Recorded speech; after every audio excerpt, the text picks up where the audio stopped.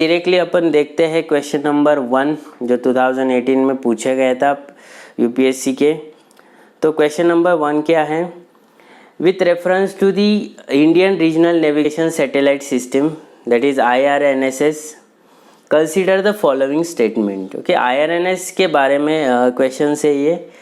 तो first statement क्या दिया है? IRNSS has 3 satellites in geostationary and 4 satellites in geosynchronous orbit. Second statement है IRNSS cover entire India and about 5,500 square kilometer beyond its border. Third statement है India will have its own satellite navigation system with full global coverage by the middle of 2019. Which of the statement given above is correct? Option A है 1 only, option B है 2, option B है 1 and 2 only, option C है 2 and 3 only, option D है none of the above is correct. तो क्या हो सकता है इसका आंसर? बताइए जल्दी जल्दी क्या हो सकता है इसका आंसर। यू हैव 10 सेकेंड का टाइम। बताइए क्या हो सकता है इसका आंसर दोस्तों। 10 सेकेंड में करना है आपको। तो देखिए यहाँ पे अपन क्या करेंगे, एलिमिनेशन टेक्निक का यूज़ करेंगे अगर हमें पता नहीं है एग्जैक्टली। तो देखो जो Indian regional navigation satellite system है उसके बारे में क्वेश्चन, पहला स्टेटमेंट क्या है? IRNSS has 3 satellite in Jio stationery and 4 satellite in Jio synchronous orbit. तो टोटल कितने हैं? 7। तो फर्स्ट स्टेटमेंट जो है वो क्या है? करेक्ट है। So the space segment consist of Indian regional navigation satellite system has 8 satellites NAVIC. 3 satellites are located in suitable orbit slot in the geostationary orbit and the remaining 4 are located in geosynchronous orbit with the required inclination and equatorial crossing of 2 different planes. Okay, तो statement 1 correct है। और जो statement 2 है, Indian regional navigation satellite cover entire India and about 5,500 kilometre square kilometre beyond इस border. ये जो number है 5,500 square metre वो उतना नहीं है, वो कितना है? 1,500 स्क्वायर किलोमीटर है। कितना है? 1,500 स्क्वायर किलोमीटर है, इसीलिए स्टेटमेंट 2 रॉन्ग हो जाता है। फिर India will have its own satellite navigation system with full global coverage by the middle of 2019. So there are long-term plans to expand the SAARC region, but not in 2019. There are plans to add 4 more satellites to the present. Okay, present satellites में हमें और add करनी है 4 satellites. तो but 2019 में नहीं है, ऐसा कुछ प्रावधान यहाँ पे नहीं है, इसीलिए ये क्वेश्चन 2 and 3 क्या हो जाता है? रॉन्ग हो जाता है। सो 2 and 3 रॉन्ग हो गया, ठीक है, बट 1 करेक्ट हो गया। तो ये डी ऑप्शन भी एलिमिनेट हो जाएगा, तो हमारे पास बचा है ऑप्शन ए। तो ए is the correct answer of this question, ठीक है, ए इसका करेक्ट आंसर है। Got it? Let's move on the question 2। क्या है question 2? Consider the following statement.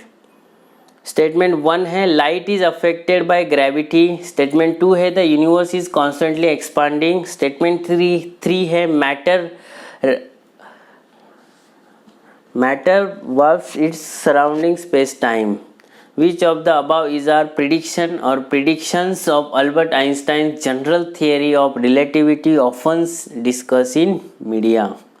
Okay, जो आइंस्टाइन ने जनरल थियरी दी of relativity, okay, general theory of relativity दी है, ओके, उसके बारे में क्वेश्चंस हैं, उसके बारे में कुछ स्टेटमेंट्स यहाँ पे दिए हैं। Lights is affected by gravity, yes it's correct, lights is affected by the gravity.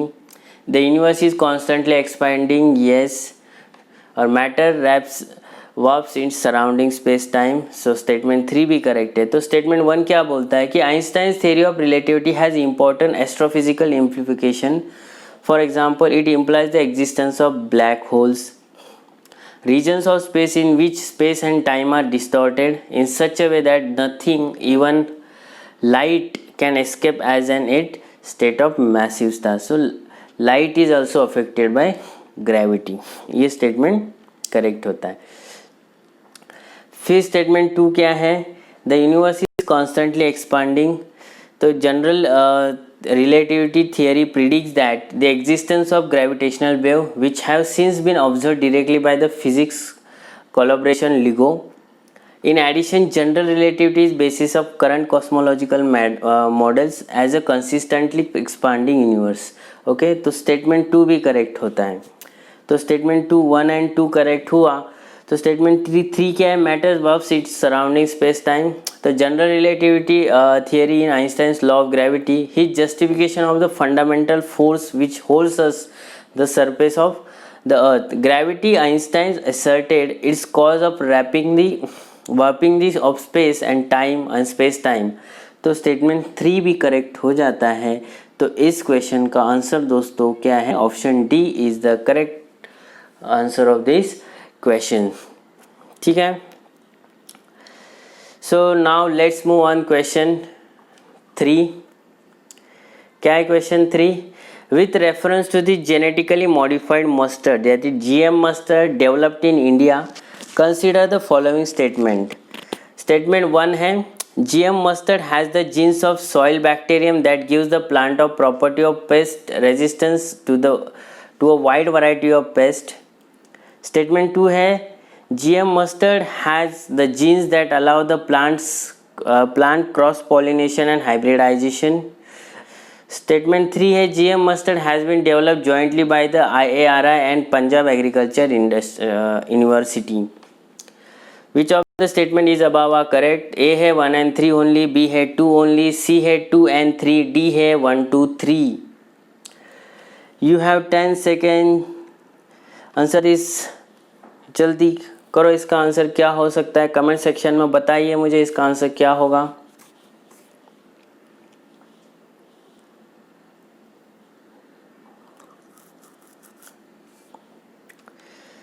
जो स्टेटमेंट 1 है, GM mustard has the genes of soil bacterium that gives the plant of property of pest resistance to the wide variety of pest। तो इससे क्या होगा,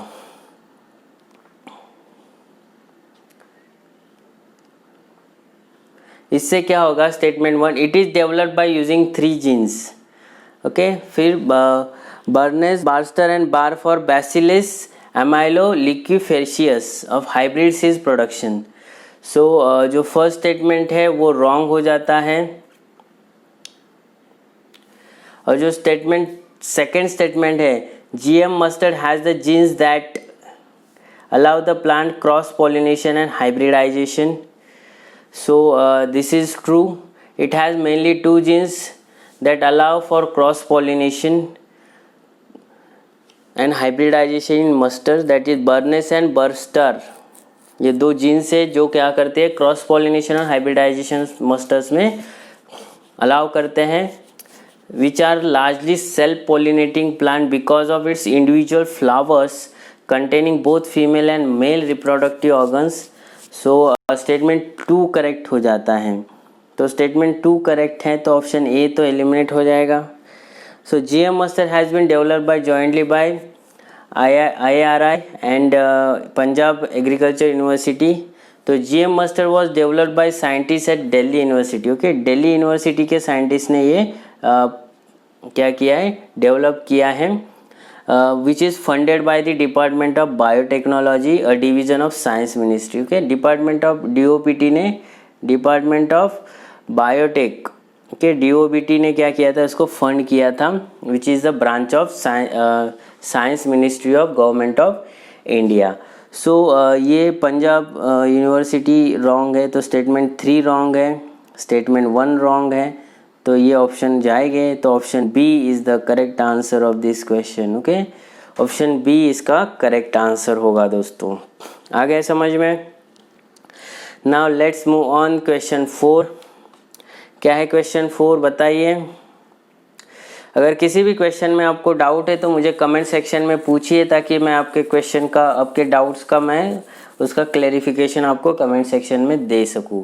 okay, अगर अभी तक इस चैनल को अपने दोस्तों सब्सक्राइब नहीं किया है तो इस चैनल को सब्सक्राइब करें, क्योंकि इस वीडियो के माध्यम से मैं आपके साथ जुड़ना चाहता हूँ, ताकि आपको जो प्रीवियस ईयर क्वेश्चंस हैं उस प्रीवियस ईयर क्वेश्चंस को आप क्या कर सकते हैं, एक कमांड हासिल कर सकते हैं। ये मेरा जो ऑब्जेक्टिव है उसको आप मुझे मतलब इस ऑब्जेक्टिव को सफल बनाने के लिए आप मेरी हेल्प कर सकते हैं।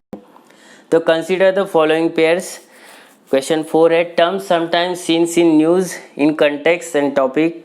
फर्स्ट है बेली टू एक्सपेरिमेंट, सेकंड है ब्लॉकचेन टेक्नोलॉजी, थर्ड है CRISPR Cas9 and in context of artificial intelligent है, सेकंड ऑप्शन है डिजिटल क्रिप्टो करेंसी है, थर्ड है पार्टिकल फिजिक्स है।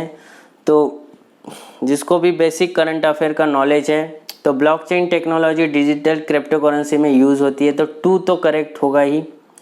तो 2 करेक्ट होगा तो ऑप्शन ये ऐसे ही एलिमिनेट हो जाएगा। तो which of the pair given above is are correctly match 1 3 2 2 3 and 1 2 3। So for 2 तो करेक्ट है। सो इसमें हम लोग ने क्या किया कि एक ऑप्शन एलिमिनेट किया। सो जो बेली एक्सपेरिमेंट है okay, it is design to record data at super KEKB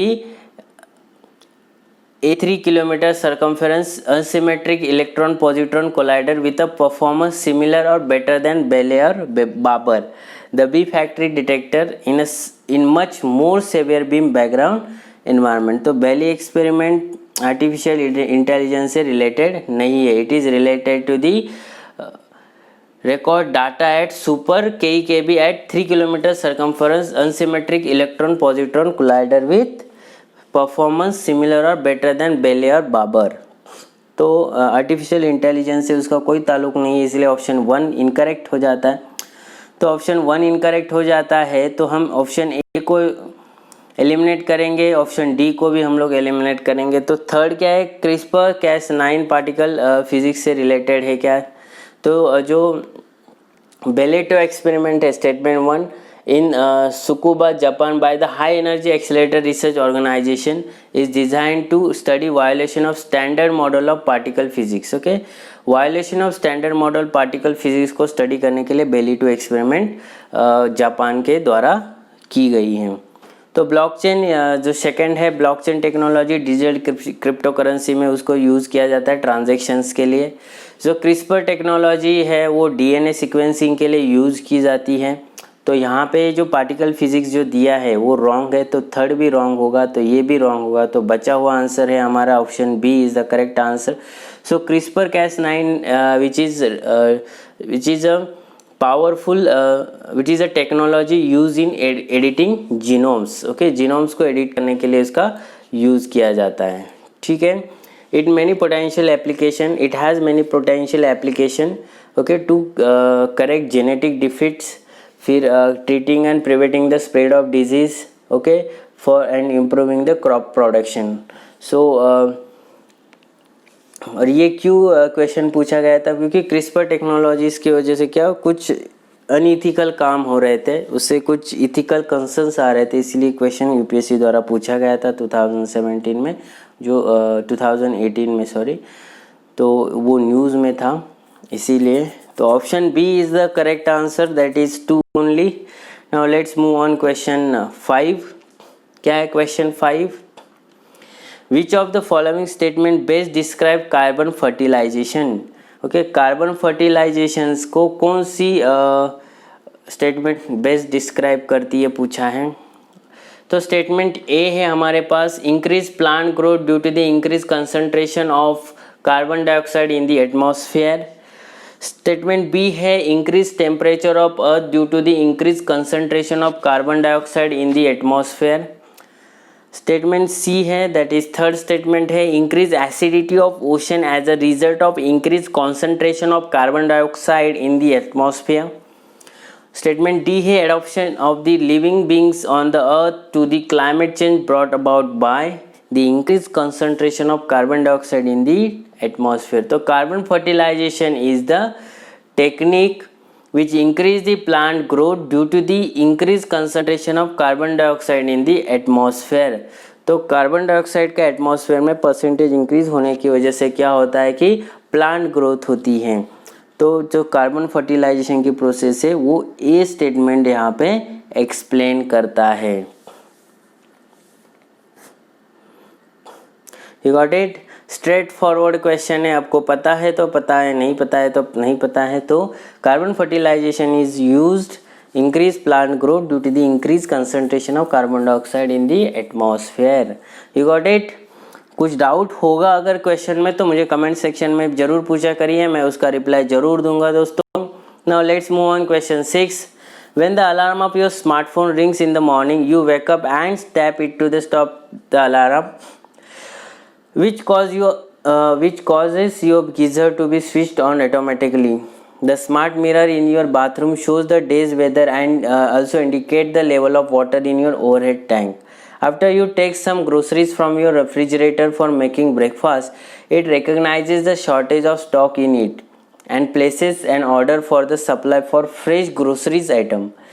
When you step out for your house and lock the door, all lights, fans, geysers and AC machines get switched off automatically. On your way to office, your car warns you about traffic congestion ahead and suggests an alternative route. And if you are late for a meeting, it sends a message to your office accordingly. In the context of emerging communication technologies, which one of the following term best applies to the above scenario? ये जो scenario बताया है okay, वो कौन से state में मतलब कौन सी टेक्नोलॉजी का उससे हम लोग इस्तेमाल करेंगे? फर्स्ट है बॉर्डर गेटवे प्रोटोकॉल, बी है इंटरनेट ऑफ थिंग्स, सी है इंटरनेट प्रोटोकॉल, डी है वर्चुअल प्राइवेट नेटवर्क। सो अगर आपको बेसिक अंडरस्टैंडिंग है जो इस पैराग्राफ में उन्होंने बताया है, तो वो बॉर्डर गेटवे प्रोटोकॉल को तो नहीं, ये तो एलिमिनेट हो जाएगा। फिर इंटरनेट प्रोटोकॉल का तो कोई इशू ही नहीं आता है। ओके, तो आप कंफ्यूज होंगे ऑप्शन बी और डी में, वर्चुअल प्राइवेट नेटवर्क और इंटरनेट ऑफ थिंग्स। तो यहाँ पे दोस्तों देखो इसका आंसर क्या, ऑप्शन बी है। ओके, इंटरनेट ऑफ थिंग्स ये इसका आंसर है, option B. Option B is the correct answer. So the Internet of Things refers to the network comprised of the physical object capable of gathering and sharing electronic information. So Internet of Things is the correct answer of this question. Got it?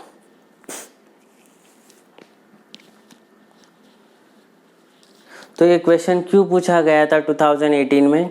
तो government of India ने जो एक policy लाई थी internet of things की ऊपर, एक it has decided to harness IoT in transforming India through smart cities. तो इसीलिए क्वेश्चन पूछा गया था ओके, इंटरनेट ऑफ थिंग्स के ऊपर। So you got it. Let's move on question 7। क्या है क्वेश्चन 7 दोस्तों, बोलिए। With reference to the solar power production in India, solar power production के बारे में question. Consider the following statement. A first statement है India is the third largest in a world in the manufacture of the silicon wafers used in photovoltaic units. Second statement है the solar power tariffs are determined by the Solar Energy Corporation of India. Which of the statement given above is a correct? A है one only, B है two only, C है both one and two, D है neither one nor two. So यहाँ पे देखिए statement 1 क्या बोल रहा है, India is the third largest in the world in the manufacture of silicon wafers. तो not a single silicon chips for solar energy is manufacture in India. Okay, not manufacturing होती नहीं। Every solar panel which is made in India is assembled while all the material come from China, Europe and some other countries. India is yet to develop semiconductor cluster. तो India में इसका manufacturing नहीं होता है। ठीक है, तो statement 1 wrong है, तो ये और ये कैंसल, एलिमिनेट।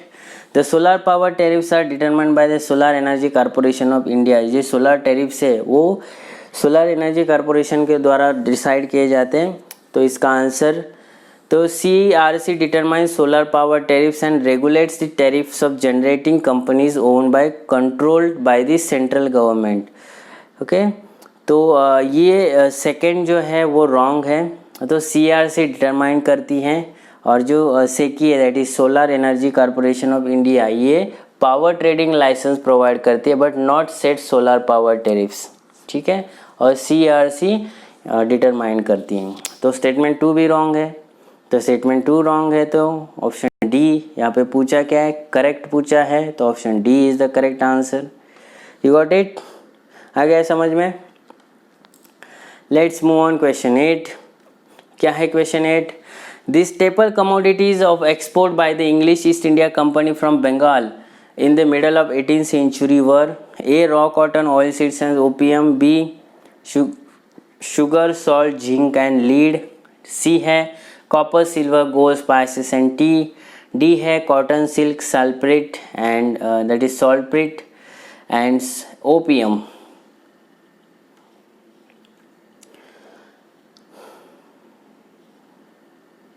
तो ईस्ट इंडिया कंपनी इंडिया में क्यों आई थी? ईस्ट इंडिया कंपनी इंडिया में आई थी ट्रेड करने के लिए। तो उन्होंने कौन कौन से आइटम तभी चाइना में क्या किए थे? 18th सेंचुरी में लाए थे। तो the East India Company was originally form in Britain for pursuing trade with East Indies in South East Asia. In fact it ended up trading mainly with the Indian subcontinent and China. The main items of trade were cotton, silk, saltpetre, tea, opium, okay, saltpetre mean potassium nitrate. तो कौन सा option हो सकता है इसका? So D is the correct answer. ठीक है, very बहुत मतलब ना डीप क्वेश्चन है, बहुत हम आपको डीपली इस क्वेश्चन को अगर देना मतलब आंसर करना है तो बहुत डीपली बुक्स पढ़ने पोगे। ओके, स्पेक्ट्रम को रटो, यही मैं इसमें आपको क्या बोल सकता हूँ, एक एडवाइस दे सकता हूँ। Now let's move on question 9। क्या है question 9? Which one of the following is the very significant aspect of Champaran satyagraha? Champaran satyagraha का जो मोस्ट सिग्निफिकेंट एस्पेक्ट क्या था? ओके, चंपारण सत्याग्रह महात्मा गांधी जी की फर्स्ट पॉलिटिकल एक्टिविटी थी। ओके, हम लोग उसको बोलते हैं पॉलिटिकल सोशल एक्टिविटीज़ जो महात्मा गांधी ने की थी। तो सबसे पहले कौन सी थी? चंपारण सत्याग्रह। ठीक है, तो चंपारण सत्याग्रह के ऊपर क्वेश्चन है। तो फर्स्ट है active all India participation of lawyer, student and women in the national movement. B है active involvement of Dalit and tribal community of India in the national movement. C है joining of peasant unrest of India national movement. D है drastic decrease in the cultivation of plantation crops and commercial crops. तो चंपारण सत्याग्रह जो launch किया था महात्मा गांधी द्वारा, या महात्मा गांधी ने उसको मतलब अपना योगदान दिया, तो उसके पीछे देने के पीछे जो एक सत्याग्रह था वो पीजेंट का था। ओके, तो जहाँ पे भी पीजेंट आपको दिखेगा वो आपका करेक्ट आंसर होगा। तो पीजेंट कहाँ है? Joining the peasant unrest of India national movement. इससे क्या होगा कि जितने भी पीजेंट थे उन्होंने क्या किया कि इंडियन नेशनल मूवमेंट को ज्वाइन किया, उन्होंने इंडियन नेशनल मूवमेंट को बूस्ट दिया अपने पार्टिसिपेशन से। तो इसको first civil disobedient obedience movement भी माना जाता है। महात्मा गांधी द्वारा लॉन्च किया था in the Champaran district of Bihar. It is widely regarded as a place where Gandhi made his first experiment in satyagraha, जो मैंने आपको बताया है। तो ये क्वेश्चन क्यों पूछा गया था? To commemorate the anniversary of Champaran Satyagraha movement, prime minister Narendra Modi visited East Champaran in the month of March 2018, where he addressed over 20,000 Satyagrahis from across the country, engaged in creating awareness among people to construct toilet and avoid defecation in open. Okay, तो उसको 2018 में, ठीक है, 2018 में उसको commemorate करने के लिए पीएम नरेंद्र मोदी द्वारा ईस्ट चंपारण में उन्होंने एड्रेस किया था एक रैली का, इसीलिए ये क्वेश्चन करंट अफेयर के बेस उन्होंने पूछा है। मैं आशा करता हूँ आपको क्वेश्चन समझ में आ रहा है दोस्तों, उसका एक्सप्लेनेशन भी अगर समझ में आपको आ रहा होगा। अगर कुछ क्वेश्चन में डाउट है तो मुझे ज़रूर बताइए कमेंट सेक्शन में, मैं उसका ज़रूर आंसर दूंगा। ठीक है, लेट्स मूव ऑन क्वेश्चन 10। क्या है question 10 and the last question of this video? Who among the following were the founders of Hind Mazdoor सभा established in 1948? 1948 में जो हिंद मजदूर सभा इस्टेब्लिश की गई थी, ओके, वो कौन कौन उसके फाउंडर थे? ए है Krishnam Pillai, EMS Namboodiripad and KC George. B है जयप्रकाश नारायण दीनदयाल उपाध्याय, MN रॉय। सी है P रामास्वामी अय्यर कामराज एंड वीरसलिंगम पंतलू। फिर डी है Ashok Mehta, T.S.. रामानुलम and G Mehta. Hind Mazdoor सभा से को किसने इस्टेब्लिश की थी? तो हिंद मजदूर सभा इस्टेब्लिश की थी Ashok Mehta, T.S.. रामानुलम and G Mehta द्वारा।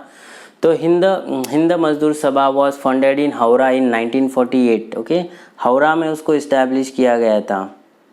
ठीक है, कहाँ पे इस्टेब्लिश किया गया था? हावड़ा में in 1948। Okay, by the socialist forward bloc followers. Okay, forward bloc followers थे, उन्होंने किया था। Okay, which is independent unionist which include Basawan Singh Sinha, Ashok Mehta, R S. Raikar, Maniben Kara, Sahibnath Banerjee, R A. Kedgikar, T S. Ramanujam, V S. Mathur, G Mehta, R U. Ruikar was elected president. Ashok Mehta general secretary थे। तो Hind Mazdoor Sabha absorbed the Royist Indian federation of labour and Hind मजदूर Panchayat which was formed in 1948 by socialist living the increasingly communist dominated AITUC। तो इस question का answer है दोस्तों D. तो Ashok Mehta, T Ramanujam and G Mehta were associated with the Hind Mazdoor Sabha foundation which is establish in 1948। ठीक है, तो हमने देखे हैं क्वेश्चन 1 से। Move on the question 11। तो क्वेश्चन 11 क्या बोल रहा है? With reference to the religious practices in India the Sthanakvasi sect belong to. जो स्तनकवासी सेक्ट है वो किस रिलीजन से बिलोंग करता है? तो ऑप्शन ए है बुद्धिज्म, ऑप्शन बी है जैनिज्म, ऑप्शन सी है वैष्णविज्म एंड ऑप्शन डी है शैविज्म। तो स्तनकवासी ये जो वर्ड है, ये जो सेक्ट है, ये कौन से रिलीजन से जुड़ा हुआ है?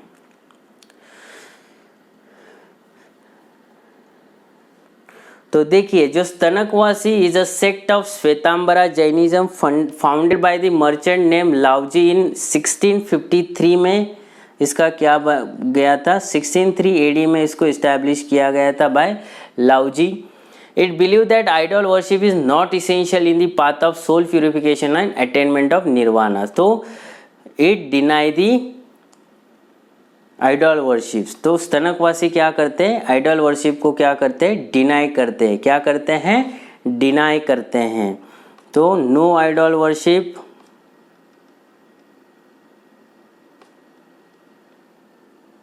No idol worship. फिर the sect is essentially a reformation of one founded by on teaching of Lonka, a 15th century Jain reformer. Okay, तो इसको जो लोंका के द्वारा 15th century में बनाया गया था।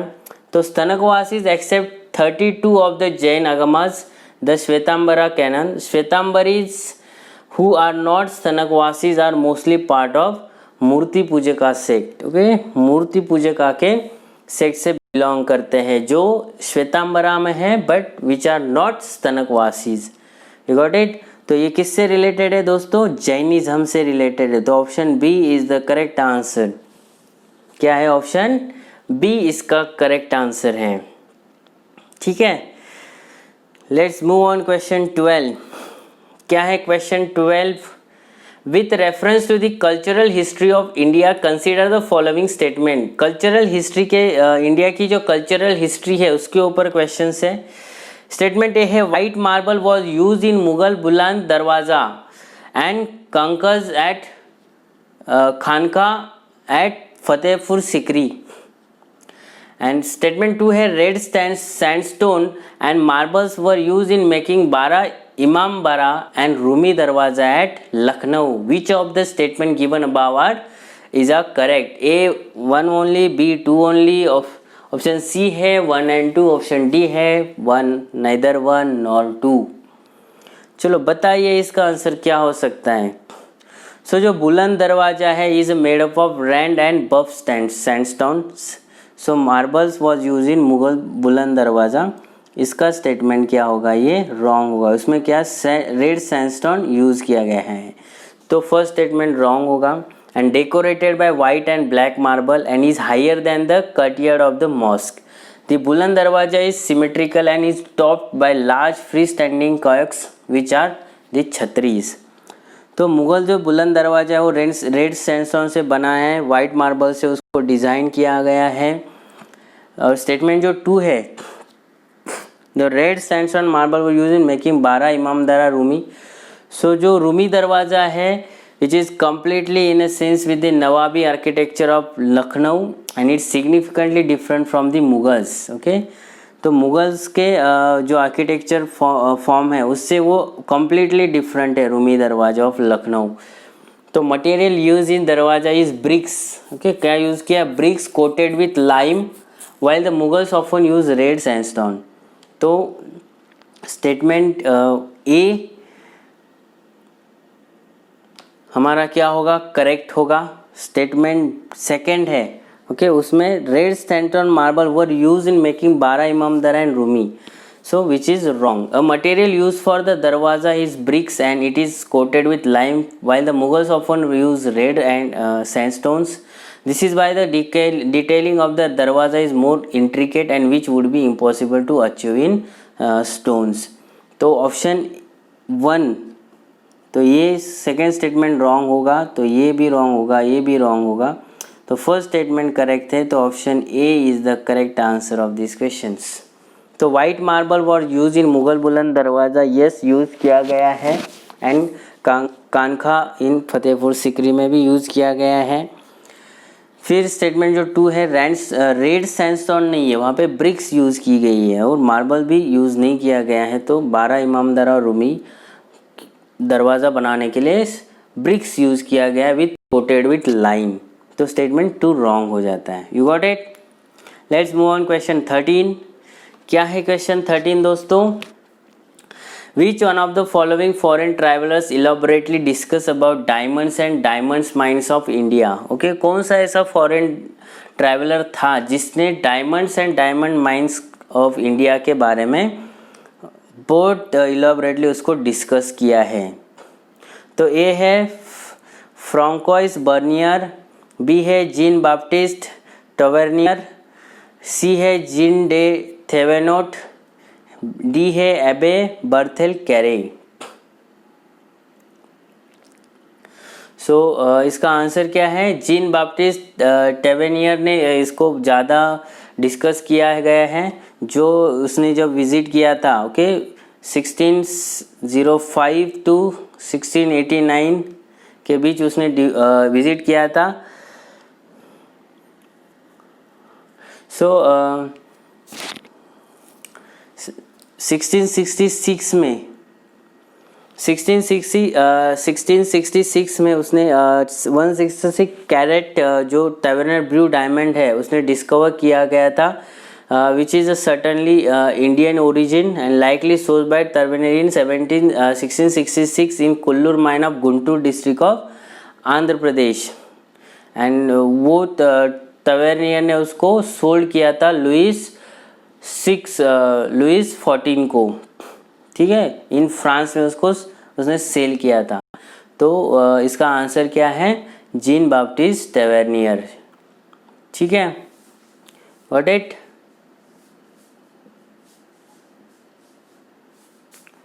और ये कौन था Jean Baptiste Tavernier?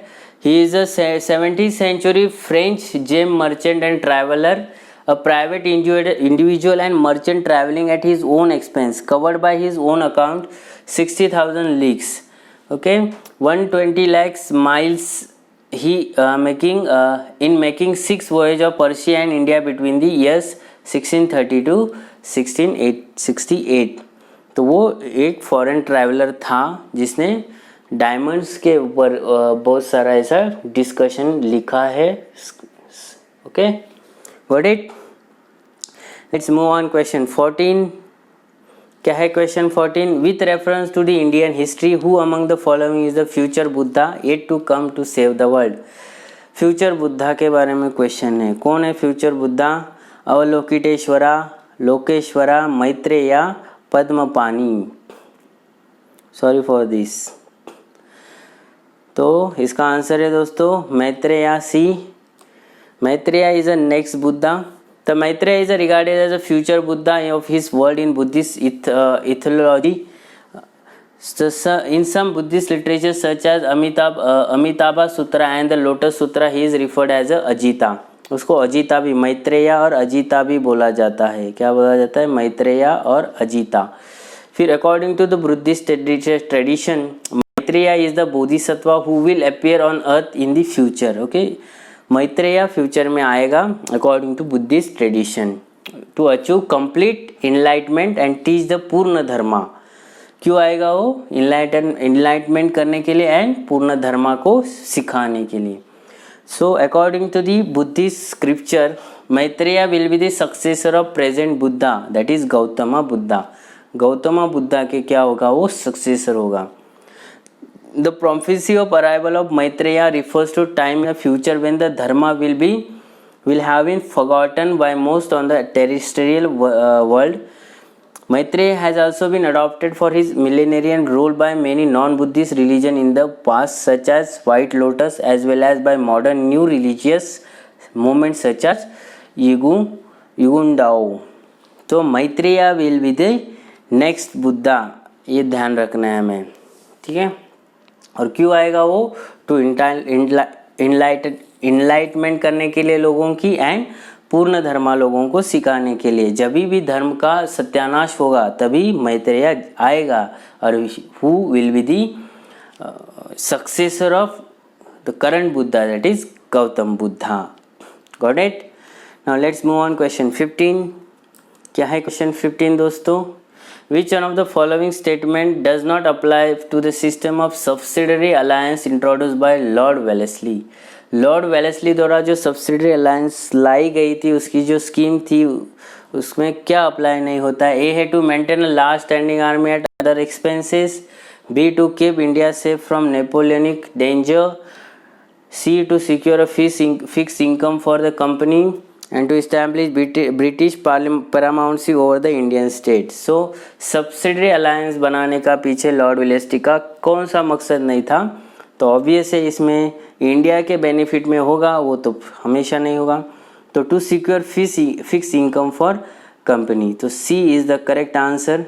So statement A है the French assistance of Tipu Sultan in 1798 was the last instant of active intervention of any other European power in India. To counter the intrigues of Napoleon and any other further development in French power in India, Wellesley, who was extremely influenced with the imperial thoughts, came up with the scheme of eliminating French power from India for forever. Lord Wellesley का जो उसका सोच था वो imperial का था. तो वो उसकी सोच में क्या था कि फ्रेंच पावर को एलिमिनेट करना इंडिया से to establish the British paramountcy. तो डी तो होगा ही. He placed the British on the head of Great Indian. जो भी इंडिया के जो लीडर थे उनके ऊपर उन्होंने रखा. The fourth Anglo-Mysore War had placed England on the military supremacy in India and now Wellesley used the subsidiary alliance system aggressively. जो फोर्थ मैसूर वॉर हुआ था उसमें टीपू सुल्तान को हराने के बाद उन्होंने क्या किया था कि पूरी ब्रिटिश पैरामाउंसी इस्टेब्लिश की थी all over the India. It was a treaty between the company and the Indian native rulers. In return for a payment of subsidy, the company would place garrison troops in the rulers' territory to fight against their rivals. तो subsidiary alliance जो लाया था उसका दो मकसद था. एक कि जो नेटिव रूलर्स हैं उनको कंट्रोल में रखे. सेकेंड, जो नेटिव रूलर्स को नेटिव रूलर्स से सब्सिडीज़ लेना है, उनसे पैसा लेके उनको ट्रूप्स प्रोवाइड करने हैं अपनी रक्षा करने के लिए. तो इससे उसकी कंपनी को पैसा मिलेगा, उसको कंपनी को फ़ायदा होगा, मतलब ब्रिटिशर्स को फ़ायदा होगा.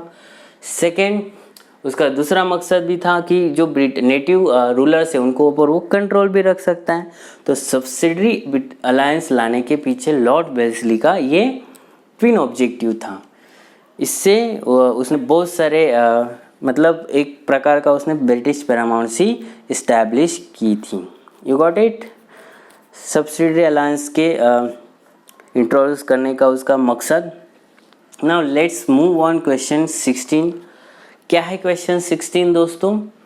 Consider the following statement. One है in the first Lok Sabha the largest party in the opposition was the Swatantra party. Second, in the Lok Sabha a leader of opposition was recognised for the first time in 1969. Third statement है in the Lok Sabha if a party does not have a minimum 75 members its leader cannot be recognized as the leader of opposition. Which of the statement given is are correct? A है 1 and 3, B है 2 only, C है 2 and 3, D है 1 2 and 3. बताइए इसका answer क्या होगा.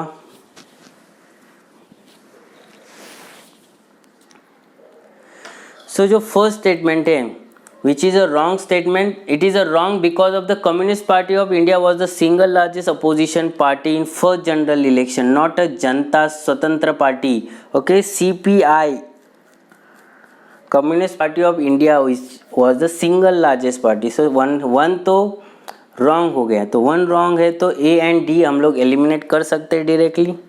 Okay, CPI कितने seat जीती थी तभी? 16 सीट जीती थी. ठीक है. स्टेटमेंट 2 है in the Lok Sabha a leader of opposition was recognised for the first time in 1969, which is the correct statement. And जो स्टेटमेंट 3 है in the Lok Sabha if the party does not have minimum 75 members its leader can not be recognised as the leader of opposition. Which of the given statement above correct? So statement 3 is also wrong. In order to receive the status of opposition party and consequent leader of opposition tag in party should secure 10% of total strength of house. Total strength of house 10%. कितनी state total strength के 10%, total strength के 10%. तो total strength के 10% कितने होते हैं? 55 members. सो 55 members होने चाहिए, नॉट अ 75. ठीक है. एज अ मावलकर रूल, जो मावलकर रूल बनाया था उसके अकॉर्डिंग कितने होने चाहिए? 10% to the total members which is 55 members और seats in Lok Sabha.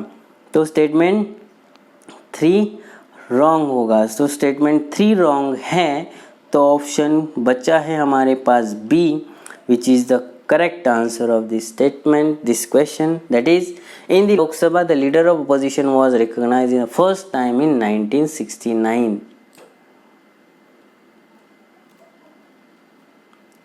Got it? आ गया समझ में? Now let's move on question 17. क्या है question 17? Which of the following leaf modifications occurs in the desert area and inhibit water loss? A. Hard and waxy leaves, tiny leaves, thorns instead of leaves. Select the correct answer using the code given below. 2 and 3, 2, 3, 1, 2, 3.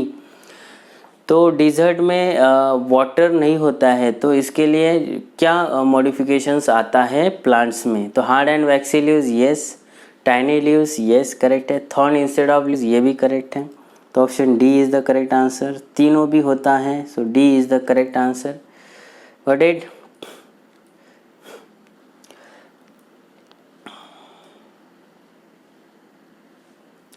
तो जो wax होता है वो क्या करता है? Water loss को prevent करता है in desert area so that plant can be survive. And second the hard and thick coating होती है उसके ऊपर, मतलब थाइनी लीव्स होते हैं उसके, which also help to reduce the water evaporation. तो स्टेटमेंट 1, 2, 3 तीनों भी करेक्ट हैं. ठीक है. Now let's move on question 18. What is question 18? As per the National Sample Survey Office 17th round situation assessment survey of agriculture household, consider the following assessment or statement. National Survey Sample Office. तो one है statement 1 है Rajasthan has the highest percentage share of agriculture household among its rural household. Out of the total agriculture household in the country, a little over 60% belongs to OBCs.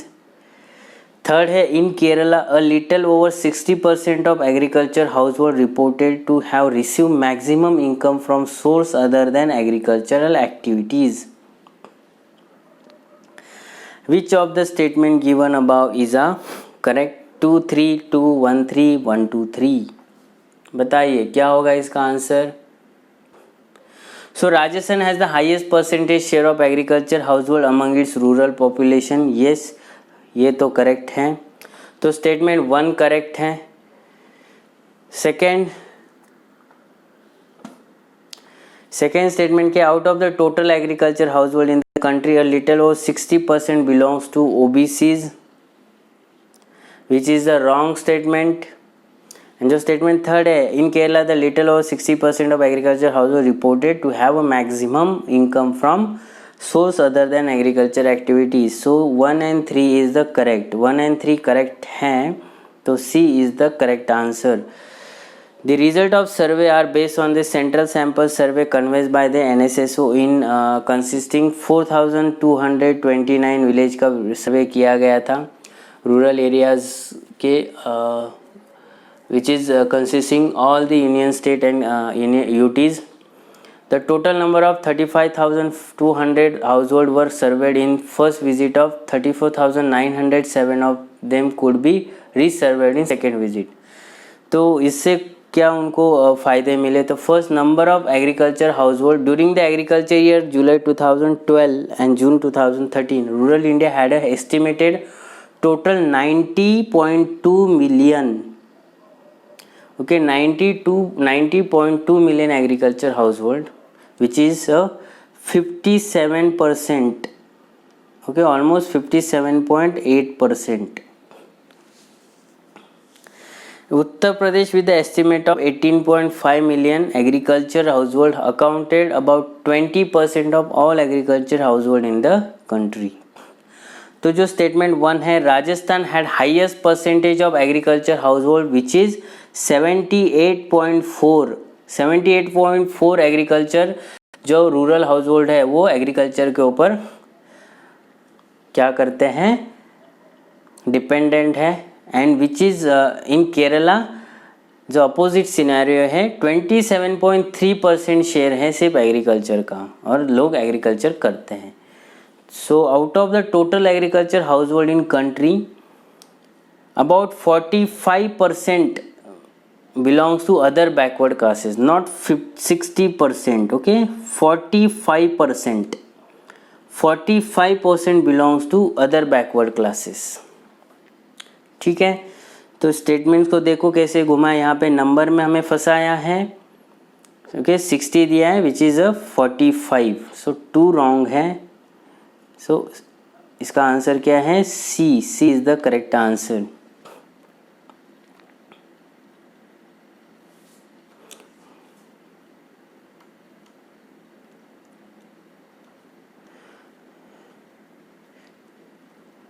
तो अगर इसको इस questions को और आपको doubt details में देखना है तो आप नेशनल सैंपल सर्वे ऑफिस का जो 17th राउंड रिपोर्ट है की indicator of situation of agriculture household in India, उसको आप इन डिटेल उसको देख सकते हैं. Got it. Now let's move on the second last question of this video lecture. तो question 19, how is the national green Tribunal different from the Central Pollution Control Board. Okay, NGT and CPCB के बीच में क्या difference है पूछा है. The NGT has been established by the act whereas CPCB has been created by the executive order by government. The NGT provide environment justice and help reduce the burden of litigation in higher court whereas the CPCB promote cleanliness of streams and wells and aim to improve the quality of air in the country. तो statement 2 तो correct होगा दोस्तों. CPCB का काम है global warming को कम करना, NGT का काम है इन्वायरमेंट जस्टिस प्रोवाइड करना. ठीक है, तो 2 स्टेटमेंट करेक्ट है, तो 2 करेक्ट है, तो ये तो रॉन्ग हो जाएगा, ये भी रॉन्ग हो जाएगा. फिर फर्स्ट स्टेटमेंट को देखते हैं. The national green tribunal has been established by act whereas CPCB has been created by executive order of the government. अभी यहाँ पे देखो, यहाँ पे उन लोगों ने उल्टा किया है, हमें फंसाया है. कैसे फंसाया देखो. The National Green Tribunal, that is NGT, has been established on 18 October 2010 under the National Green Tribunal Act 2010. NGT के तहत उसको बनाया गया था नेशनल ग्रीन ट्रिब्यूनल्स को bye act. Whereas CPCB has been created by executive order. तो जो central Pollution Control board है CPCB is a statutory organization was constituted in September 1974 under the Water Prevention and Control Pollution Act 1974. Further, CPCB was entrusted with the power and function under the Air Prevention and Control Act 1981. Okay, उससे उनको क्या क्या powers मिली हैं under the water prevention and control act 1974 and air pollution control prevention and control pollution act 1981 to promote cleanliness of streams and wells in different areas of state by prevention and control and abatement of water pollution. Second, to improve the quality of air and to prevent, control and abate air pollution in the country. So statement जो 1 है, okay, ये wrong है. So NGT is established by act and CPCB also established by act. So executive order से नहीं बना है. तो CPCB 1974 के water prevention and control act के तहत बनाया है. तो NGT national green tribunals act 2010 के तहत बनाया है. तो दोनों भी अकॉर्डिंग टू एक्ट बना है. Not none of them is created by the executive order. So one statement यहाँ पे रॉन्ग होता है, सेकेंड स्टेटमेंट यहाँ पे करेक्ट होता है. तो B is the correct answer of this questions. Got it? आ गया समझ में? Let's move on the last question. दोस्तों अगर किसी भी क्वेश्चन में कुछ भी डाउट है, कुछ भी क्लैरिफिकेशन चाहिए, मुझे कमेंट सेक्शन में पूछिए, मैं उसका ज़रूर रिप्लाई दूंगा 24/7. ओके, 24/7 मैं उसको ज़रूर रिप्लाई दूंगा. तो आप ज़रूर पूछिए अगर किसी भी क्वेश्चन में कुछ क्लैरिफिकेशन चाहिए या कुछ भी डाउट है. तो I am here to respond, I am here to explain. Now let's move on the last question of this lecture.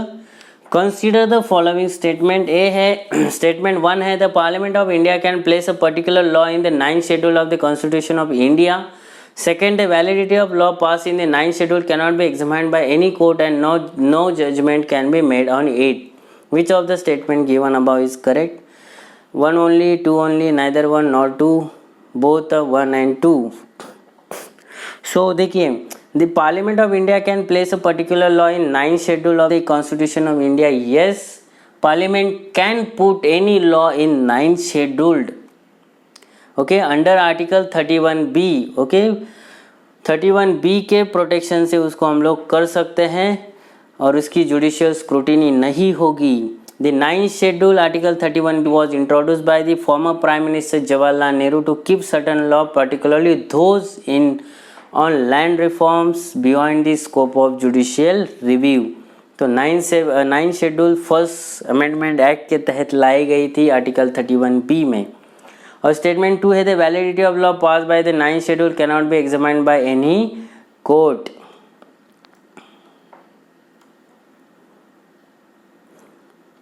Okay, it can be examined.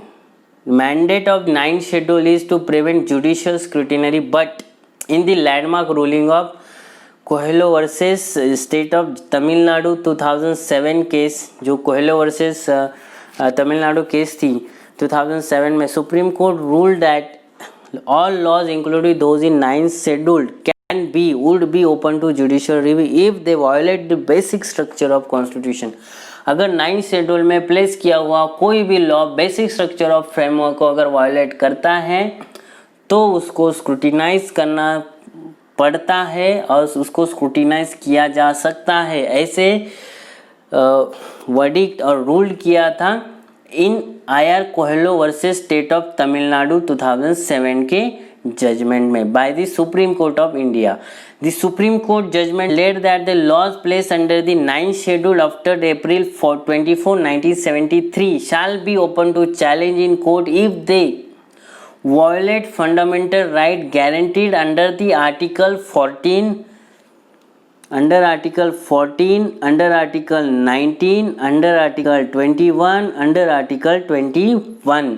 अगर फंडामेंटल राइट्स को वो वायोलेट करता है, they act place in the 9th schedule, तो उसको scrutinise कर सकते हैं। ये सुप्रीम कोर्ट ने अपने जजमेंट में बताया है।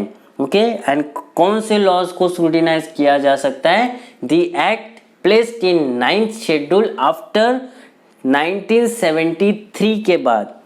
1973 के बाद जितने भी एक्ट 9th शेड्यूल्ड में प्लेस किए हुए हैं, उन सब को अगर वो फंडामेंटल राइट्स को वायोलेट करते हैं under article 14, under article 19, 20 and 21, तो उसको स्क्रूटिनाइज करने का हक सुप्रीम कोर्ट ऑफ इंडिया को है। तो स्टेटमेंट यहाँ पे करेक्ट हो जाता है। तो यहाँ पे पूछा है no judgement can be made but can be. Okay, यहाँ पे नो नहीं होना चाहिए। तो option A is the correct answer. यहाँ पे इसका इस क्वेश्चन का आंसर क्या होगा? Option A. ठीक है, यू गॉट इट। तो अभी हमने देखे हैं क्वेश्चंस 11 से लेके डायरेक्टली मूव ऑन करते हैं क्वेश्चन नंबर 21 पे ऊपर। क्या है क्वेश्चन 21 दोस्तों? Which of the following best describe the term merchant discount rate sometimes seen in news. Okay, merchant discount rate क्या होता है? Okay, it is a economy का क्वेश्चन है, करंट अफेयर से रिलेटेड है। Merchant discount rate sometimes seen in news. A है option the incentives given by a bank to a merchant for accepting payments through debit cards pertaining to the bank. B है the amount paid back to bank in their customers when they use debit card for financial transaction of purchasing goods and services.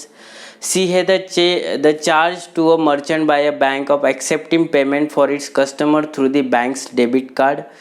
D है the incentive given by the government to merchant for promoting digital payment by their customer through point of sale, that is POS machine and debit cards. तो merchant discount rate क्या होता है उसके बारे में पूछा है। क्या होता है मर्चेंट डिस्काउंट रेट दोस्तों? तो MDR, ओके, MDR क्या होता है? मर्चेंट डिस्काउंट रेट क्या होता है? MDR is a fee charged for a merchant by a bank for accepting payment for customers through credit and debit cards in their establishments. So, option C is the correct answer. It is a charge to the merchant by a bank to accepting payment from his customers through the bank's debit card. Okay? तो MDR जो होता है, it compensate the card issuing bank the lender which puts the POS terminal and payment gateway such as Mastercard, Visas and their services. तो जो payment service provide करती है, okay, जो cards provide करती हैं, उनको मर्चेंट डिस्काउंट रेट दिया जाता है। Okay, MDR charges are usually shared in pre agreed proportional between bank and merchant. Okay, bank और मर्चेंट के बीच उसकी प्री एग्रीमेंट होती है कितना परसेंटेज MDR देना है। You got it. Now let's move on question 22। क्या है question 22? What is are the consequences और consequences of the country becoming the member of nuclear supplier group. Nuclear supplier group, that is NSG। Nuclear supplier group का member होने के क्या advantages हैं? तो first option है, स्टेटमेंट है, it will have access to latest and most efficient nuclear technology. Yes, this statement is correct. It automatically become a member of the treaty of non proliferation of nuclear weapons, that is NPT का member हो जाता है। अगर कोई भी country nuclear supplier group का member है तो वो ऑटोमेटिकली न्यूक्लियर प्रोलिफरेशन ट्रीटी है न्यूक्लियर वेपन्स की, उसका ऑटोमेटिक मेंबर हो जाता है। ऐसा नहीं है ऑटोमेटिक ऐसा कुछ भी, ये दोनों ट्रीटीज अलग अलग है। तो option A 1 only, option B 2 only, option C both 1 and 2, option D neither 1 nor 2। तो option A is the correct answer. Only first statement is correct in this case.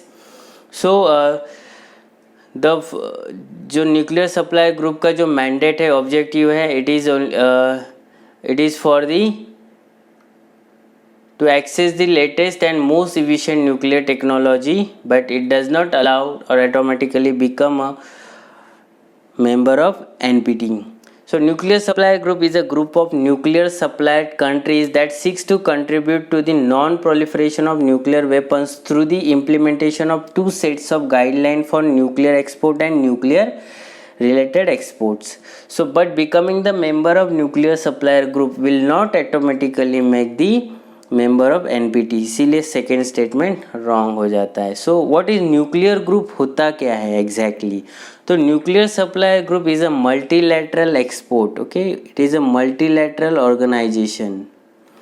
Multilateral organisation है to control the export of nuclear weapons and nuclear export related material, and to prevent nuclear proliferation by controlling the export of material, equipment and technology that can be used to manufacture nuclear weapons. So memberships of nuclear supplier group enable access to technology for the range of uses from medicine to building nuclear power plant for India from the nuclear supplier group which is essential traders cartel. So अगर हमें कहाँ पे भी nuclear energy produce करने के लिए nuclear weapons चाहिए तो उसको हम लोग उसको बढ़ावा दे सकते हैं if we are become a nuclear supplier group member. तो फर्स्ट स्टेटमेंट करेक्ट है. You got it. Now let's move on question 23. What is question 23? With reference to the India's decision to levy a equalization tax of 6% on online advertisement service offered by non-resident entities, which of the following statement is a correct? जो levy on equalization tax है okay non resident entities के ऊपर, उसके बारे में statement है. तो first statement है it is introduce as a part of Income Tax Act. Second, non-resident entities that offer advertisement service in India can claim a tax credit in their home country under the Double Taxation Avoidance Agreement. Okay, DTAA. DTAA के against वो कर सकते हैं Double Taxation Avoidance Agreement. So select the correct answer using the given below. First A only, second 2 only, C both 1 and 2, D neither 1 nor 2. तो first जो statement it is introduce as a part of income tax act, no it is a incorrect statement. Equalisation levy is a tax on business transaction, जो business transaction होता है online marketing का, in which any Indian pays a sum of more than 1 lakh to non-resident entities such as Google and Facebook. It is a part of Finance Act. It is not a part of Income Tax Act. It is a part of finance act. और वो कौन देता है? If he should be a online marketer and if sum of more than 1 lakh to non resident entity, तब उसको equalisation tax देना पड़ता है. It is a part of finance act, not a income tax act. तो first statement wrong होता है. तो first statement अगर रॉन्ग है दोस्तों तो first option A and option C incorrect हो जाता है.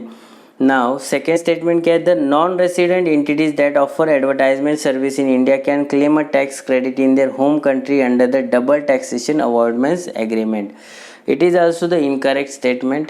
Since equalization levy is outside the scope of tax treaties entered into by India with other country, the foreign company cannot claim a tax credit in its home country. So DTA के against वो नहीं कर सकते हैं, तो इसीलिए second statement भी wrong हो जाता है. तो D is the correct answer. D is the correct answer of this question. D is the correct answer. Both these statements are incorrect. ठीक है दोस्तों. Now let's move on question 24. What is question 24? The FRBM, that is Fiscal Responsibility and Budget Management Review Committee report has recommended a debt to GDP ratio of 60% for the general combined government by 2023, comprising 40% of the central government and 20% for the state government. Second statement is the central government has domestic liability of 21% of GDP as compared to that of 49% to GDP of the state government. Third है as per the constitution of India it is mandatory for the state to take a central government's consent for raising any loan if the former owns its outstanding liabilities to the latter. Which of the statement given above is are correct? Option A है 1 only, option B है 2 and 3, option C है 1 and 3, option D है 1, 2, 3. बताइए क्या हो सकता है इसका आंसर? सी जो फर्स्ट स्टेटमेंट है, FRBM review panel had recommended that criteria to death as parameter for fiscal responsibility to central share being 40 and state of 20. Okay, सो 40-20 का रेशियो उन लोगों ने डिसाइड किया है. तो फर्स्ट स्टेटमेंट करेक्ट हो जाता है. सेंट्रल कितना भरेगा? 40%, 20% for state. Okay, so also in terms of domestic liability the figure are actually reversed. The central government is 49 and the state government 29. ठीक है, तो यहाँ पे क्या किया इन लोगों ने सेकेंड स्टेटमेंट में, सेंट्रल गवर्नमेंट कितना भरेगा? ओके, सेंट्रल गवर्नमेंट के पास है 49% एंड स्टेट कितने हैं? 21% लायबिलिटी. सो यहाँ पे उन लोगों ने उल्टा किया है, तो सेकेंड स्टेटमेंट रॉन्ग होता है, तो बी एंड डी इनकरेक्ट हो जाएगा. Now let's see question option third. As per the Constitution of India, it is mandatory, yes, under Article 293. Under Article 293, subclause 3, a state may not, without the consent of Government of India, raise any loan if there is a still outstanding any part of loan which has been made to the state by the Government of India and by its predecessor government, or in respect to of which the guarantees has been given by the Government of India or by its predecessors government. So option 3 of statement 3 is also correct statement. इसीलिए C is the correct answer of this question. आपको समझ में आ रहा है दोस्तों? अगर किसी भी क्वेश्चन में कुछ भी डाउट है, किसी भी क्वेश्चन में क्लैरिफिकेशन चाहिए तो मुझे कमेंट सेक्शन में ज़रूर पूछिए, उसका मैं ज़रूर जवाब दूंगा. अगर अभी तक चैनल को सब्सक्राइब नहीं किया तो चैनल को सब्सक्राइब करें, वीडियो को लाइक करें और वीडियो को मैक्सिमम बच्चों तक शेयर करिए. जो भी बच्चे 2020 के एग्ज़ाम UPSC की अपेयर होने वाले हैं उनके लिए ये मैंडेटरी वीडियो है. मैंडेटरी बोल रहा हूँ मैं क्योंकि देखना ज़रूरी है, जिससे आपको क्या होता है एक आइडिया लग जाता है कि UPSC द्वारा किस प्रकार के क्वेश्चंस पूछे जाते हैं. तो इससे क्या होता है कि आपके माइंड में एक ऑर्गन डेवलप्ड हो जाता है जो आपको क्या करता है, हेल्प करता है to tackle the any questions which is asked in UPSC prelims. Now let's move on question 25. What is question 25? First consider the following statements. First, the quantity of the imported edible oil is more than the domestic production of edible oil in the last 5 years. The government does not impose any custom duty on the imported edible oils as a special case. Which of the statement above is correct? A है 1 only, B है 2 only, C है both, D है neither 1 nor 2. बताइए जल्दी जल्दी क्या हो सकता है? जो फर्स्ट स्टेटमेंट है, quantity of imported edible oil is more than the domestic production of edible oil in the last 5 year. ये स्टेटमेंट करेक्ट है. फर्स्ट स्टेटमेंट करेक्ट है. क्यों करेक्ट है? So India imported almost 14 to 50 million tons of edible oil annually. Okay, कितने India import करता है? Almost 14 to 50 million tons to meet domestic demand. जो domestic demand है उसको मीट करने के लिए India almost 14 to 15 million ton edible oil import करता है from the other country. And at present the import duty on the crude soybean oil is almost 3%. Crude sunflower के ऊपर हैं almost 25% and crude rapeseed oil almost 25%. So according to the ICRA, India occupies a prominent position in the world's oilseed industry with contribution of around 10% of worldwide production. India produce almost 10% of worldwide production of oilseeds. So इसीलिए क्या हो जाता है कि जो but the demand of edible oil is almost significantly higher than the domestic production. So हमारा जो domestic production है 10% होने के बावजूद भी हमारी जो domestic production की domestic demand है वो हम लोग fulfill नहीं कर पाते, इसीलिए हम लोग we are dependent on other country. Almost 60% of edible oil we need to import from other country. So financial year 2016, India's total edible oil demand stood at 24 million ton, out of which 9 million ton was made from domestic production and 15 million ton made from import. So first statement is correct. This quantity of imported edible oil is more than the domestic production of edible oil in the last 5 years.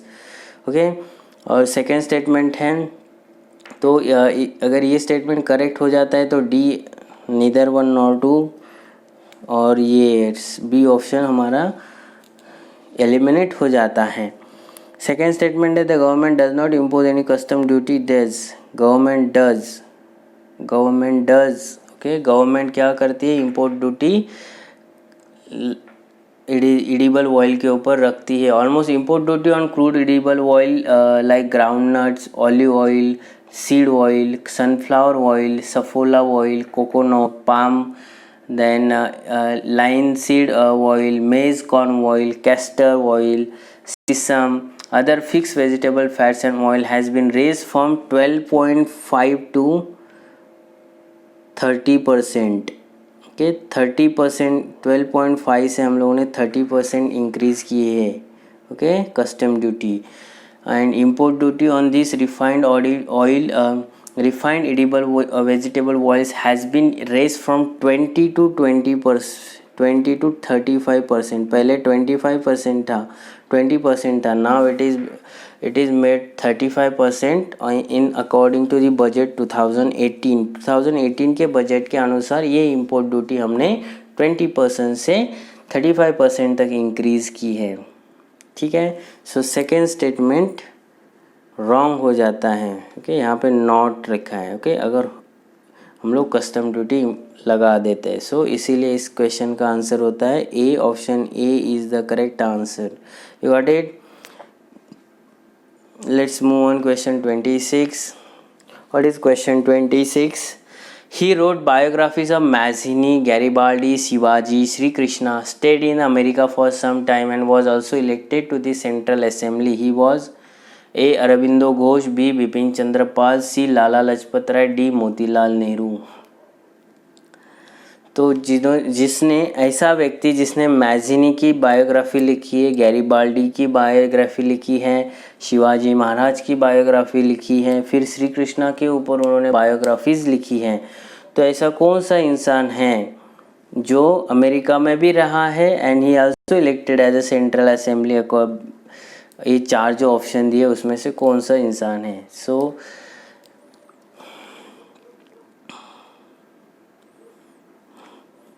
तो answer है इसका option C, that is Lala Lajpat Rai. Lala Lajpat Rai adopted Mazzini as his own guru, and after reading Surendranath's speeches in 1896, he wrote the series of books in Urdu which he named in the great men of world.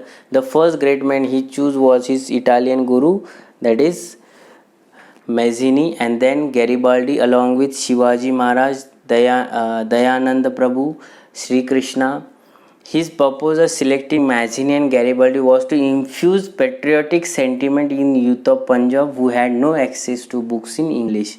Okay, Mazzini की और Garibaldi की biography लिखने के पीछे लाला लजपत राय जी का एक ही objective था, एक ही मोटो था, to establish the nationalist feeling among the youth in Punjab. ठीक है, now let's move on question 27. क्या है question 27? Consider the following statements, following gateman. First, Aadhaar card can be used as a proof of city. It is not Getman. Okay, sorry for this, guys. Sorry for this. Okay, it is a statement. Okay, it is a statement. Consider the following statements. First, Aadhaar card can be used as a proof of citizenship or domicile. Second है once issued Aadhaar card cannot be deactivated or omitted by the issuing authority. Which of the statement given above is are correct? A है one only, B है two only, C है both one and two, D है neither one nor to.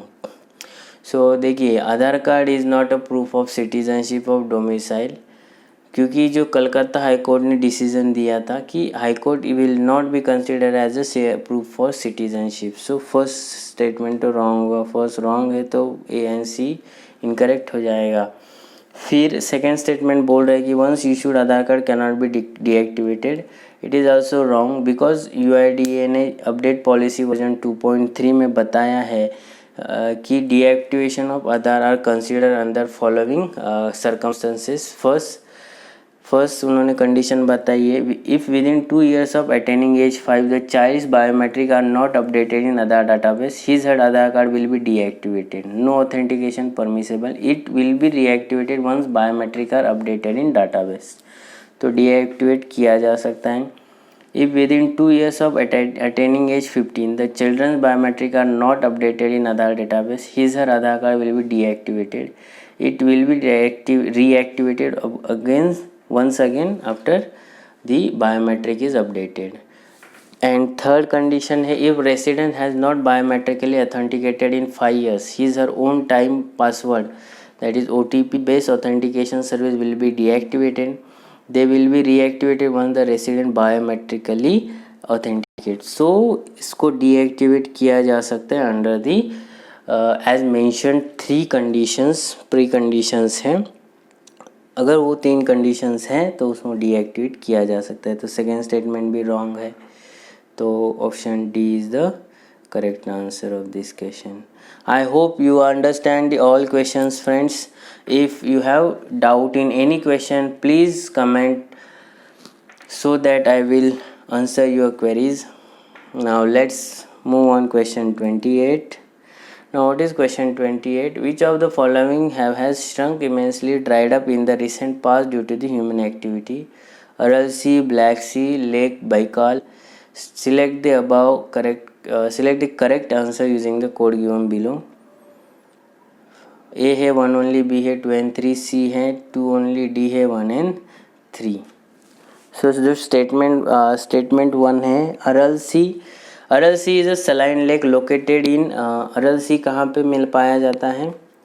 देखिए Aral Sea is a saline water lake in central Asia which was once 4th largest salt lake.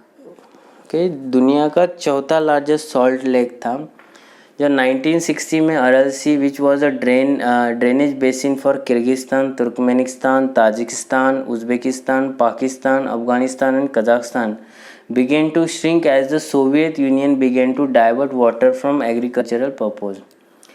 Okay, जैसे ही Soviet union ने agriculture purpose के लिए water को divert किया तो अरल सी क्या होने लगा? श्रिंक होने लगा. The Aral Sea which was once 2006.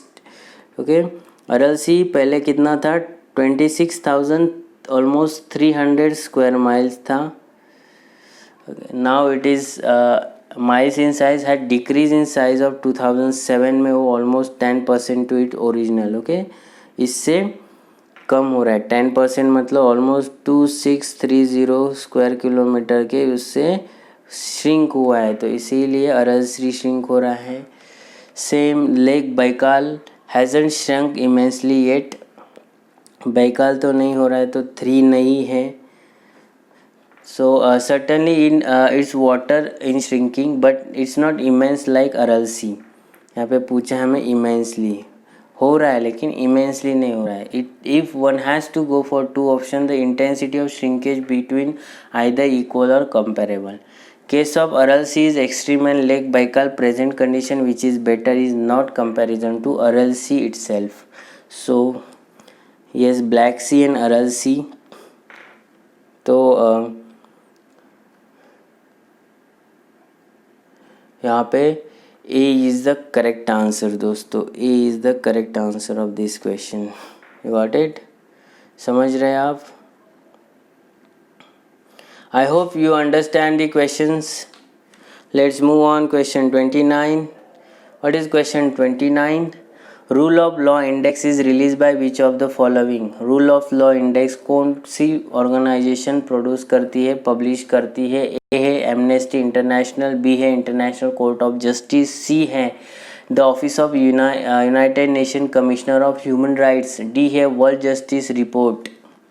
The rule of law index is proposed by or published by World Justice Project. The World Justice Project is an American independent multidisciplinary organization with the stated mission of working to the advance of rule of law around the world.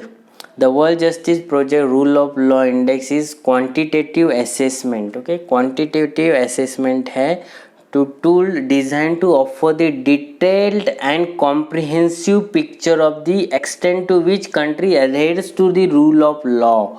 The index provide data on 8 dimension of rule of law. 8 dimension इसमें covered होते हैं. First कौन सा dimension है? That is limited government and power. Second है absence of corruption. Third है order and security. Fourth है fundamental rights. Fifth है ओपन गवर्नमेंट. सिक्स्थ है रेगुलेटरी इन्फोर्समेंट. सेवेंथ है सिविल जस्टिस एंड एट्थ है क्रिमिनल जस्टिस. ये total 8 areas में dimension check किए जाते हैं. So these factors are further disaggregated into 44 indicator. Okay, 8 factor है तो उसमें अगेन 40 इंडिकेटर्स के ऊपर उनको नापा जाता है. Together they provide a comprehensive picture of rule of law compliances. The index is typically publish annually. Okay, annually publish किया जाता है. एनुअली पब्लिश किया जाता है. You got it? Now let's move on the last question of this video, today's video. The question number 30. Which one of the following links all the ATM in India? जो ATM की link है कौन सी organisation link करती हैं? First है Indian bank association. B है national securities depository limits. सी है national Payment Corporation of India. D है रिजर्व बैंक ऑफ इंडिया. तो यहाँ पे देखिए एटीएम को तो रिजर्व बैंक नहीं करेगी, इंडियन नेशनल बैंक भी नहीं, नेशनल सिक्योरिटी मार्केट भी नहीं, तो बचता है हमारा C National Payment Corporation of India. So what is National Corporation, National Payment Corporation in India? So National Financial Switch that is NSF is the largest network of shared automated teller machine. ATM की जो श्रृंखला है okay उसको National Financial Switch के against किया है. It was design developed and deployed. It was design developed and deployed by the Institute of Department and Research in banking technology that is IDRBT in 2004 with the goal of interconnecting of ATM in the country and facilitating convenience banking. So for national financial switch that is ATM network having 3.7 members and connecting about 50,000 ATMs was taken over the NPCI from Institute of Development and Research in Banking Technology on December 14, 2009. So पहले जो कौन control करता था तो institute of development and Research in banking technology in 2004 but after 2009 it was controlled by the previous year question 2018. क्या है 31st question?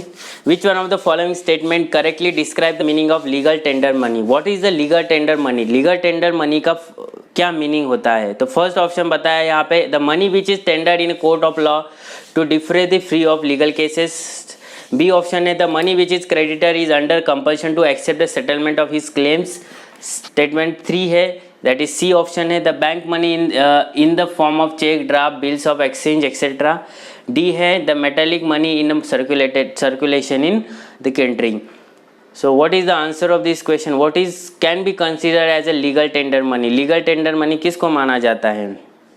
सो देखिए friends यहाँ पे legal tender money is official medium of payment recognised by law. Okay, under the जो RBI के द्वारा जो legal tender money होती है उसको रिकॉग्नाइज किया जाता है, उसको लीगल टेंडर मनी बोला जाता है.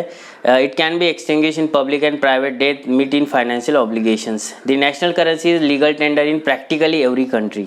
कोई भी कंट्री की नेशनल करेंसी होगी उसको लीगल टेंडर माना जाता है। A creditor is oblige to accept legal tender towards repayment of डेब्ट। ओके, कोई भी एक्सचेंज होगा, कोई भी इन बिटवीन बिजनेस होगा, दो लोगों के बीच या दो पार्टीज के बीच, वो लीगल टेंडर मनी से होगा which is officially recognised by the particular country. तो B is the correct option here. The money which is creditor is under compulsion to accept it in settlement of his claim. Okay, creditor is under compulsion, वो compulsory उसी tender legal tender को हमें accept करना है, ना कि किसी और टेंडर को। ठीक है दोस्तों, और यहाँ पे जो bank money is a form of cheque, draft, bill of exchange etcetera. Cheques are not a legal tender since they can be refuse as a mode of payment settlement by the party. तो इसीलिए ये check को हम लोग legal tender नहीं बोल सकते हैं। Got it? सो यहाँ पे B is the correct answer, option B.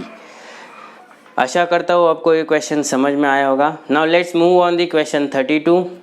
क्या है question 32? Question 32 says that if the commodity is provided free to the public by the government, then A, the opportunity cost is 0, B, the opportunity cost is ignored, C, the opportunity cost is transferred from the consumer of the product of tax paying public, and option D है the opportunity cost is transferred from the consumer of produce to the government। तो बताइए इसका answer क्या हो सकता है? commodity is provided free of public by government। तो opportunity cost represent a benefit an individual investor or business misses out on when choosing on the alternative over another। किसी भी alternative को चेंज कर रहे हैं और चेक कर रहे हैं तो उसमें क्या हमारा फ़ायदा है, इसके ऊपर डिपेंड होता है। When you have opportunity to accept public service for free, this would always come at a cost of somebody is paying for it। In this case the taxpayers bear the opportunity cost। तो कैसे होता है कि अगर कोई भी हम लोग गवर्नमेंट पॉलिसीज़ लाते हैं, कुछ भी लाते हैं, तो उसकी जो कॉस्ट है वो भले आज उसका हम लोग फ़ायदा उठा रहे लेकिन किसी ने उसको पे किया है। जैसे कि अभी कोई भी इंफ्रास्ट्रक्चर प्रोजेक्ट है, एक एग्जांपल देता हूँ मैं, कोई भी इंफ्रास्ट्रक्चर प्रोजेक्ट हम लोग ला रहे, ओके, इंफ्रास्ट्रक्चर प्रोजेक्ट में जो कॉस्ट लगेगी वो कौन पे करेगा? Government of India. और गवर्नमेंट ऑफ इंडिया अपने जेब से नहीं खर्चा करेगा। Okay, the tax collected from the citizens. Okay, citizen से जो टैक्स कलेक्ट किया जाता है उसको ही वो लोग क्या करते हैं? ट्रांसफर करते हैं और उसको यूज करते हैं। सो यहाँ पे ऑप्शन क्या हो जाएगा? Opportunity cost is transfer from the consumer to the product of the tax paying public. ठीक है, जो भी कंज्यूमर होगा उसको प्रोवाइड कर देते हैं by the tax paying public, जो भी टैक्स पे करते हैं उनके पैसे से ही। सो अपॉर्चुनिटी कॉस्ट, समझ गए? Okay, C is the correct answer of this question. So यहाँ पे हमें देखने की बात है कि कोई भी गवर्नमेंट पॉलिसी होगी, गवर्नमेंट स्कीम होगी, गवर्नमेंट इंफ्रास्ट्रक्चर प्रोजेक्ट होगा, उसकी जो कॉस्ट है इट इज़ बोरोड और it can B cached by the tax payers money, so that उसको हम लोग क्या कर सकते हैं? पूरा कर सकते हैं। सो ऐसा कभी भी नहीं सोचना है कि ये गवर्नमेंट मनी है, हम लोग उसको ऐसे किसी तरह उड़ा सकते हैं। ओके, विच इज़ द, वो क्या है? हमारे ही पैसे हैं। You got it? Now let's move on question 33। क्या है question 33? Increase in absolute and per capita real gross national product cannot be a higher level of economic development if A, industrial output fails to keep pace with agriculture output, B, agriculture output fails to keep pace with industrial output, C, poverty and unemployment increases and import grows faster than export। So increase in absolute and per capita real GNP cannot higher level of economic development if poverty and employment में increase हो रही है। अगर GNP बढ़ रहा है, हमारा GNP मतलब ग्रॉस नेशनल प्रोडक्ट बढ़ रहा है, but it does not mean कि हमारी डेवलपमेंट हो रही है। अगर साइमल्टेनियसली पॉवर्टी और अनएम्प्लॉयमेंट इंक्रीज होती जा रही है और जीएनपी भी इंक्रीज होती जा रही है, तो उसको हम लोग इकोनॉमिक डेवलपमेंट नहीं बोल सकते। It is just a number game. If poverty and unemployment decrease होती है और जीएनपी बढ़ती है, देन हम लोग इसको बोल सकते हैं we are achieving the economic development and inclusive growth. So यहाँ पे ऑप्शन क्या आंसर है? Option C is the correct answer of this question दोस्तों। You got it? I hope you understand the question. Now let's move on question 34. क्या है question 34? Consider the following statement. Human capital formation as a concept is better explained in terms of process which enables. First statement है individual of the country to accumulate more capital. Second statement है increase in knowledge, skill level and capacities of the people of the country. C है accumulation of tangible wealth. Fourth है accumulation in intangible wealth. Which of the statement given above is are correct? ए है 1 and 2, B है 2 only, C है 2 and 4, D है 1, 3 and 4. तो यहाँ पे देखिए जो स्टेटमेंट 1 है individual of the country to accumulate more capital.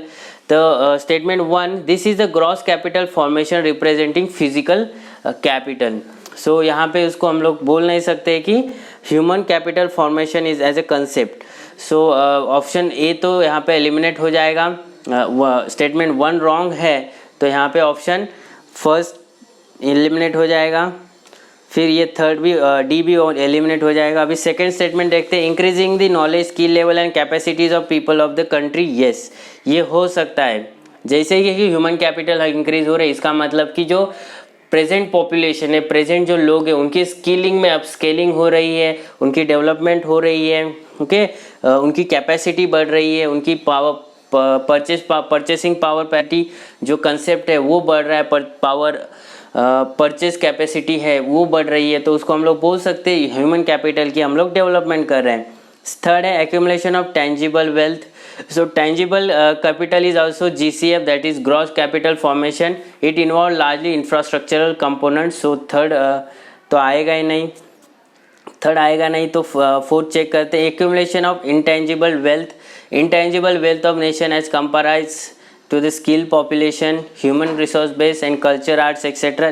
Yes, this is also the correct option. Intangible जो wealth होती है, it is also considered as a culture, art, human resource base.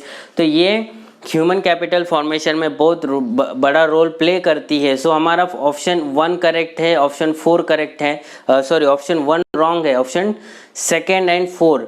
तो C is the correct answer of this question. इसका C correct answer होगा दोस्तों. You got it. Accumulation of tangible wealth का कोई human capital formation से कोई भी ताल्लुकात नहीं है. तो formation accumulation of intangible wealth भी can be consider as human capital formation and increasing knowledge and skilling of the population. Now let's move on question 35. What is question 35? Despite being a high saving economy, capital formation may not result in significant increase in output due to option है weak administrative machinery, option B है illiteracy, option C है high population density, option D है high capital output ratio. तो despite being a high saving economy, capital formation may not result in significant increase in output due to the high capital output ratio. High capital output ratio होगा तो high saving economy से हम लोग capital formation नहीं कर सकते. तो option D is the correct.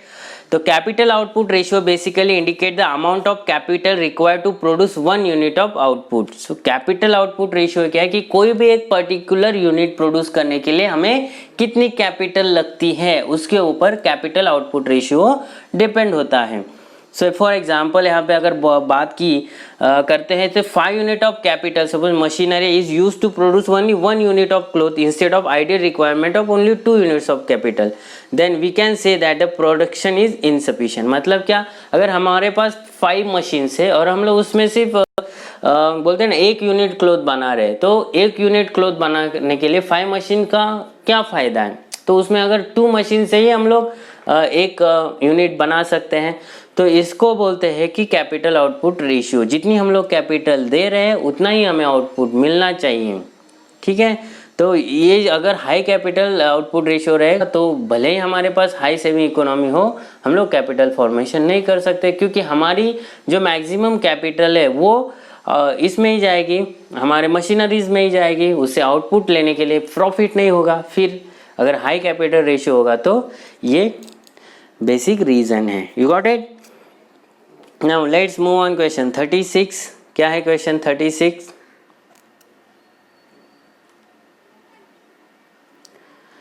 Question 36 बोल रहे हैं after the Santhal uprising subsidise what was were the measures taken by the colonial government. जब भी संथल का उन्होंने संघर्ष किया था उसके बाद गवर्नमेंट ने क्या मेजर्स लिए। First, the territories called Santhal Parganas were created. Second, it become illegal for a Santhal to transfer land to the non Santhals. Select the correct answer using the code below. A है 1 ओनली, बी है 2 only, C है both 1 and 2, D है neither 1 nor 2। तो यहाँ पे देखिए तो statement 1 है due to the immense force of uprising, जो अपराइजिंग हुआ था संथाल्स का, due to the high force of uprising the British government became more cautious about the needs of tribals of Santhals inhabited area were constituted into the separate administrative unit. उनके लिए एक separate Santhal Parganas बनाया गया, तो ऑप्शन ए correct है। फिर it also called as Santhal Parganas which recognise the distinctiveness of their tribal culture and identity. उनके tribal culture और आइडेंटिटी को प्रिजर्व करने के लिए एक स्पेसिफिक उनको एरिया बनाया गया, उसका नाम था संथाल परगनास। तो स्टेटमेंट 1 इज करेक्ट। स्टेटमेंट 2 है also it led the British government to enact law so that the land of tribals could not be taken by outsider. So उन्होंने ये गवर्नमेंट ऑफ ब्रिटिश गवर्नमेंट ने ये तभी लाया था कि मेजर लाया था कि संथाल अपनी प्रॉपर्टी सिर्फ संथाल को ही बेचेगा, अदर देन संथाल्स को नहीं, मतलब नॉन संथाल्स को वो प्रोवाइड या उसको सेल नहीं कर सकते हैं। तो इससे क्या होगी कि उनकी जो प्रॉपर्टी है वो उनके पास ही रहेगी। ठीक है, तो दोनों स्टेटमेंट करेक्ट है, तो C is the correct answer. Got it. आशा करता हूँ दोस्तों आपको समझ में आ रहे होंगे क्वेश्चन। अगर किसी भी क्वेश्चन में डाउट है तो मुझे कमेंट सेक्शन में ज़रूर पूछिए, मैं उसका ज़रूर रिप्लाई दूंगा। अगर वीडियो पसंद आए तो उसको लाइक करना है, शेयर करना है और मैक्सिमम बच्चों तक इसको पहुंचाना है और चैनल को सब्सक्राइब करना है। Now let's move on question 37। Economically one of the result of the British rule in India in the 19th century was the A, increase in the export of Indian handicraft, B, growth in the number of Indian owned factories, C है commercialization of Indian agriculture, D है rapid increase in the urban population। तो यहाँ पे देखिए economically one of the result of British rule in India in 19th century was that commercialization of Indian agriculture। Indian agriculture का commercialisation किया गया था, तो C is the correct answer. Option C, the major impact of British rule was one, the dictated growth of commercial crops like tea, indigo. So commercially agriculture produce को commercialize किया गया था। Okay, now let's move on question 38 दोस्तों। क्या है question 38? If the President of India exercises his power as provided under Article 356 of the Constitution in respect of the particular state, then option A है the assembly of the state is automatically dissolved. Option B है the assembly of the state is option B है the power of the legislature of the state shall be exercised by और under the authority of parliament.